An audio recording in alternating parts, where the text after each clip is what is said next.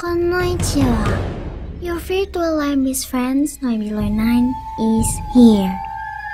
Guys, kali ini Noi mau coba bawain salah satu cerita film horor dari tahun 2013 dengan judul Mama. Dimana berbeda dengan ibu yang biasanya dilambangkan oleh sosok pembawa kehangatan, Mama di sini justru merupakan sosok makhluk tak kasat mata yang berhasil merawat dan membesarkan dua bayi manusia selama 5 tahun lamanya. Nah, tanpa basa-basi lagi, yuk kita mulai ceritanya. Timeline film dimulai pada tahun 2008, di mana pada saat itu sedang terjadi krisis keuangan yang meruntuhkan banyak bisnis bursa saham di Amerika. Jeffrey Desai yang bekerja sebagai salah satu broker pun mendapat imbasnya. Menjadi depresi dan putus asa, Jeffrey yang tidak dapat berpikir jernih nekat menghabisi nyawa istri dan rekan bisnisnya. Sebelum kemudian kabur membawa dua orang putri yang masih kecil bernama Victoria 3 tahun dan Lily 1 tahun. Jeff yang sepertinya juga terpengaruh obat-obatan melajukan kendaraan yang mereka tumpangi dengan sangat cepat meski sedang berada di tengah jalanan yang licin bersalju, di mana hal itu pun membuat Victoria sangat ketakutan. Namun ketika mencoba memberi peringatan ayahnya untuk lebih hati-hati, Jeff justru membalasnya dengan bentakan keras. Dan pada saat itu juga, Jeff kehilangan kendali, mobil pun terpeleset masuk ke dalam jurang. Syukurnya mereka semua dapat selamat tanpa luka berat.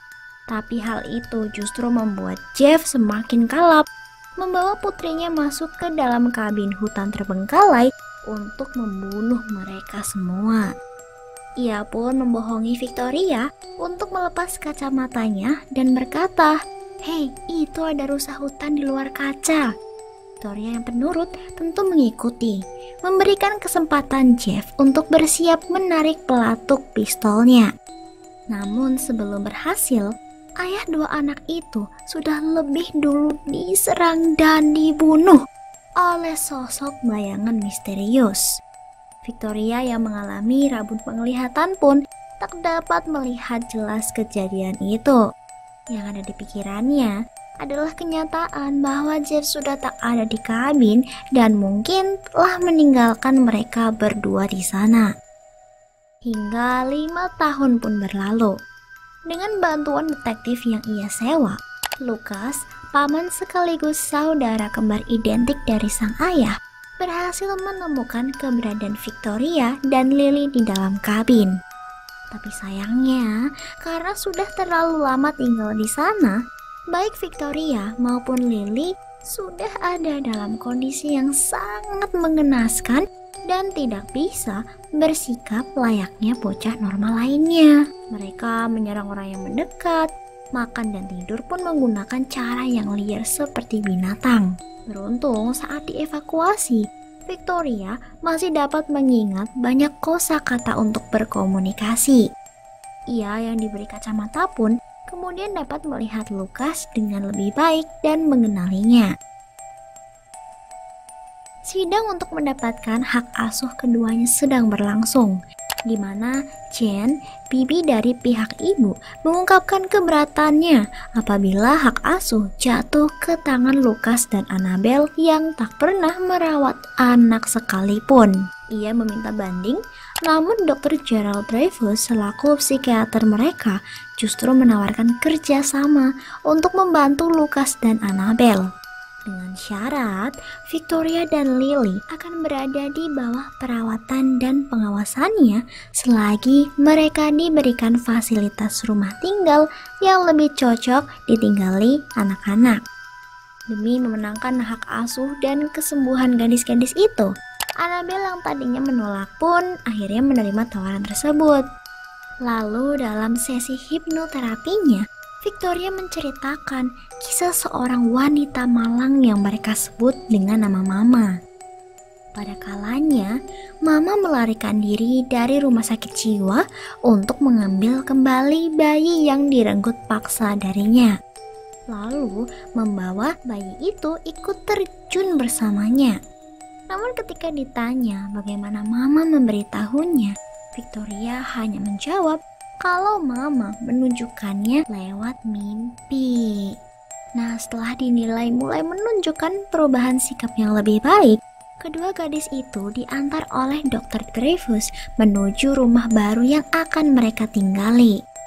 Di sana, Lucas dan Annabel sudah sangat bersemangat menyambut kedua keluarga kecilnya. Victoria yang lebih tua terlihat sudah dapat lebih beradaptasi dengan lingkungannya, sedang Lily masih menunjukkan sikap was-was dan liarnya. Tapi bukan itu yang menjadi masalah besar di sini. Namun lebih pada fakta bahwa Lucas dan Annabel tidak menyadari kehadiran Mama yang datang untuk menemani mereka di rumah itu. Dr. Dreyfus melanjutkan penelitiannya tentang sosok Mama di dalam mimpi Victoria, yang mana ketika ditelusuri di Biro Catatan Publik, ia berhasil mengungkap adanya kesamaan kisah antara Mama dengan seorang pasien rumah sakit jiwa bernama Edith Brennan yang meninggal pada tahun 1800-an. Di sisi lain, kejanggalan mulai terjadi.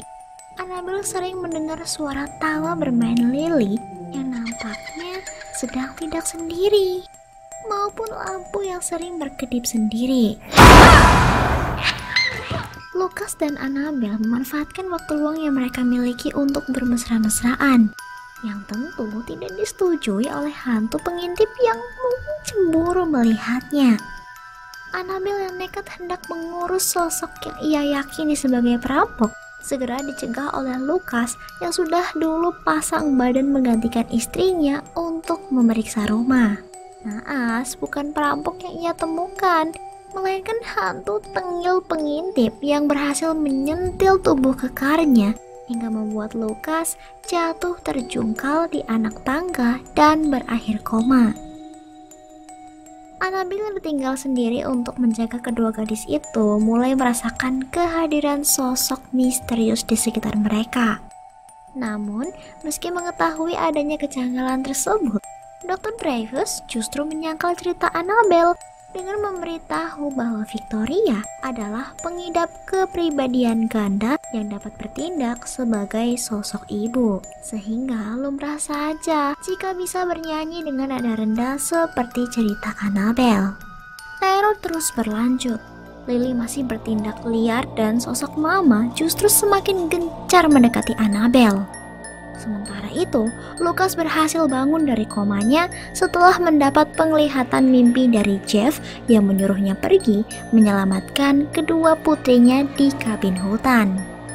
Setelah mendengar berita baik suaminya, Annabel tentu membawa kedua gadis itu ikut membesuk paman mereka di rumah sakit. Di mana Annabel dan Lucas yang bucin nampaknya tidak menyadari adanya sosok Lily yang sedang sangat menikmati acara mukbang serangga coklatnya di bawah berangkar. Victoria terlihat jijik melihatnya. Namun sayang, Lucas yang masih dalam masa penyembuhan belum bisa ikut pulang bersama mereka. Nah, di sini Annabel yang mulai berhasil menaklukkan hati kedua bocah liar itu pun semakin mendapatkan teror mimpi dan peringatan Victoria untuk tidak membuat Mama cemburu, yang tentu tidak diindahkan oleh Annabel karena hal itu berarti ia harus merenggangkan lagi jarak yang sudah susah payah ia bangun untuk mendekati Lily dan Victoria. Hari berikutnya, Jane datang untuk memenuhi jadwal kunjungannya. Namun tak berjalan lancar karena kata-kata yang ia lontarkan justru membuat Annabel tersinggung dan berakhir mengusirnya dari rumah itu. Jane yang menemukan beberapa luka di wajah bocah-bocah itu pun percaya kalau Annabel telah melakukan tindak kekerasan pada ponakannya. Melaporkan hal tersebut pada layanan sosial, Jane akan kembali ke rumah itu nanti untuk mengambil bukti penguat tuduhannya. Nah, dalam sesi hipnoterapi selanjutnya, entah Entah mengapa, Dr. Dreyfus menjadi begitu gegabah untuk memaksa Victoria mengungkap keberadaan Mama. Tampak tak rela anaknya diperlakukan seperti itu, Mama pun mulai muncul menempatkan diri di hadapan Dr. Dreyfus, yang tentu membuat pria tua itu ketakutan dan kabur dari rumah. Tapi di hari selanjutnya, Dreyfus justru melanjutkan kekepoannya dengan mengunjungi kabin hutan dan berakhir tak selamat saat mencoba mengambil bukti keberadaan Mama. Sementara itu, mimpi Annabelle terus berlanjut. Bahkan malah semakin mengarah pada terangnya kisah masa lalu Edith yang ternyata dulunya nekat mengambil sang bayi dengan cara yang salah, lalu melarikan diri dengan melompat ke tebing bersama sang bayi. Namun naas tak sengaja menabrak dahan besar hingga meningsui. Tapi sang anak tak ikut jatuh ke air bersamanya, karena sang bayi mungil dalam bedongan itu masih menggantung di ranting pohon yang kemudian mayatnya ditemukan oleh warga lokal. Nah, di situ Annabelle baru paham kalau hantu Edith yang selama ini berkelana mencari anaknya nampaknya tidak menyadari kejadian itu. Sehingga ketika bertemu dengan Victoria dan Lily, hantu itu lantas mengambil mereka sebagai pengganti sang bayi. Curiga dengan kejanggalan yang terus terjadi ditambah dengan menghilangnya Dr. Dreyfus secara tiba-tiba membuat Annabelle tak sabar untuk datang mencuri berkas penelitian Dreyfus tentang keluarganya. Di situ ia menemukan fakta kecocokan cerita Victoria dan sosok dalam mimpinya.